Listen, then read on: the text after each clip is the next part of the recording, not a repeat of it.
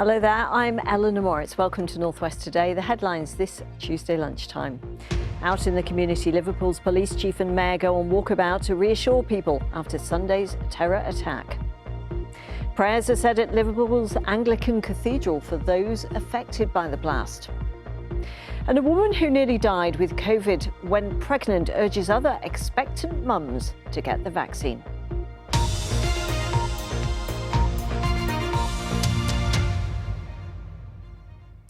Merseyside's Chief Constable's been on a walkabout this morning with Liverpool's mayor to try to reassure local people after Sunday's terror attack outside the Women's Hospital. Meanwhile, ministers say it could be many weeks before police fully understand the circumstances around the blast. The suspect, Ahmad al-Swilmin, died when an improvised bomb exploded in a taxi. Well, this morning, special prayers have been held at the Anglican Cathedral, and Abby Jones is there for us, and something of a shock for everyone there, really.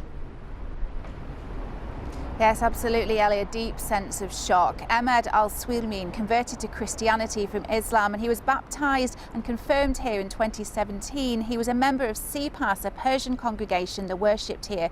The majority of them asylum seekers, and he himself was an asylum seeker, it's believed, from the Middle East. People have been lighting candles here today, and as you said, prayers have been said at the start of every service for Liverpool and the city, and the Dean had this message to say. We are saddened and we are shocked, but I think what we're clear about is that we have a ministry to asylum seekers, and we will continue to have a ministry to asylum seekers, as will the rest of the city. And Abby, there's been reaction to this morning from people in the Kensington area of Liverpool. That's where al-Swilmin was living. Yes, police say he lived in Sutcliffe Street for some time. He also rented out an address in Rutland Avenue where they say important evidence has been found. But obviously, again, there's been disbelief and shock from people who lived nearby to him. We are coming back from work like 8:39, and you know what's the worst part? When we are coming down from the street over there, where the bus 15 stops, the street is really dark. And we don't feel secure and safe while walking through that street.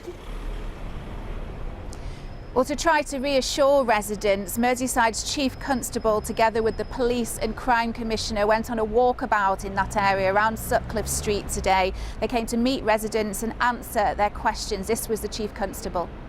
I think they feel reassured by the additional resources that are down here. So we've got officers from Merseyside Police, but also from Merseyside Fire and Rescue Service and from the City Council. So, you know, and those people are down here absolutely to provide that reassurance. Well, 4 men who had been arrested in the Kensington area have now been released without charge. Police say they now have a much greater understanding of the parts of the device that exploded and how they were assembled, but it will take many weeks to know exactly what happened. But they expect more arrests to follow soon, and again, they're appealing for information from anyone who might know anything. Abby, thank you. Well, in other news, the Manchester City defender Benjamin Mendy has been charged with 2 further counts of rape. The 27-year-old, who'd already been suspended by the club, now faces a total of 6 counts and another of sexual assault. He's due before magistrates tomorrow. Next, a woman who nearly died after getting COVID when she was pregnant is urging others to get the vaccination. Tanvir Qureshi Akhtar caught it before the vaccine was being given to expectant mothers, and she ended up in the region's specialist ECMO unit, one of just 5 in the country, at Wythenshawe Hospital. Here's our health correspondent, Jill Dummigan. The evening of the 16th of February, I had the ICU consultant come. He said it was probably best to ventilate me. I remember being ventilated, and that was my last memory until I woke up in April. Oh, wow! The beginning of February was a busy time for Tanvir, looking after her young daughter and 33 weeks pregnant. Back then, COVID vaccines weren't approved for pregnant women, and when Tanvir got COVID, she became very ill, ending up in intensive care. When morning came, they told me that I was to have an emergency caesarean section to take to deliver my baby. It was really, really emotional. I mean, there was always someone holding my hand, so I felt reassured, but I didn't get to hold him. I managed to hold his hand, and that was it. Tanvir was put into a medically induced coma on a ventilator, but her condition continued to worsen. So my husband was called in the day after I was ventilated. onto the ICU unit. They told him that I wasn't responding to the ventilator, and they predicted that I would have organ failure within 24 hours. One of the consultants suggested ECMO as Tanvia's only hope, but it was a long shot. There's risks with putting those cannulas in. There's risks of trauma, bleeding, there's infection risk. But I think my family were just so desperate for any hope at that time, that they were happy for the referral to go through, just any chance of survival. There are just 5 ECMO centres in the whole country. At any one time, just a few dozen patients will be in them. Caring for somebody on ECMO is probably the most intense form of nursing that you can get. We can give them the best nursing care possible, but we can't get rid of the COVID on our own. We need to give them time. Since the summer, 20% of those patients have been women who caught COVID while they were pregnant. The majority of the patients now needing ECMO are unvaccinated. I think it's about 98%.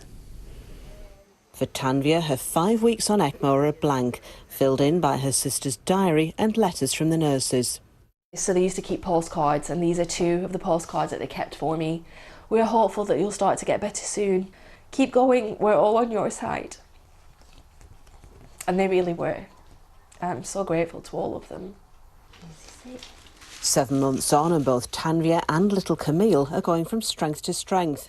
Tanvia didn't have the opportunity to get vaccinated in time. Now she's asking those who do to take it. I went through something awful, which I never ever dreamed that I would go through. Please get vaccinated. Protect yourself and your children and your families. Jill Dummigan, BBC North West Today. Well, thank you very much to Tanvir there. Now we're on Countdown to Children in Need Day. Last year you donated a whopping £57 million. One of the projects which benefited from your generosity is a playgroup run by the Federation of Jewish Social Services in Prestwich for children with disabilities.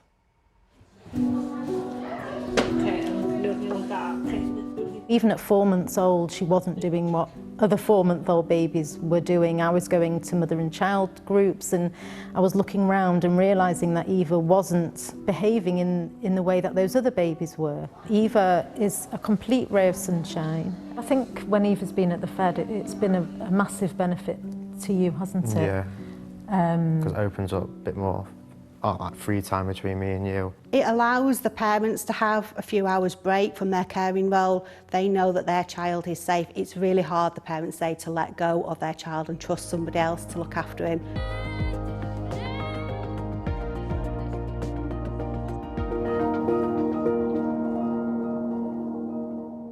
More children in need later in the week. Now the weather is Rich. Hello, good afternoon. It has been a fairly grey and cloudy day once again through today. Things should stay fairly dry as we head through the rest of the afternoon with that cloud around. I think still you can see though that we have got a band of rain about to push in as we head through to the latter stages of the afternoon and into this evening. Feeling pretty similar to how it felt through yesterday, highs of 12 degrees Celsius. So we'll see that band of rain move in through tonight, gradually turning a little bit drier by the early hours of tomorrow morning, with some clear spells developing in places too. It's going to stay mostly dry by first thing tomorrow, and those temperatures, well, they could be down to 7, so a bit of a chillier and perhaps breezier feel to things. That wind just strengthening through the course of tonight, so a breezy but bright start to tomorrow. There should be some sunshine around as we head through the morning and into the afternoon. Might just be the odd patch of light rain or drizzle at times, but largely dry, and with that sunshine about, we'll have temperatures at 12 once more. That's it from me for now. Roger's here at 6:30. Until then, have a very good afternoon. Bye-bye.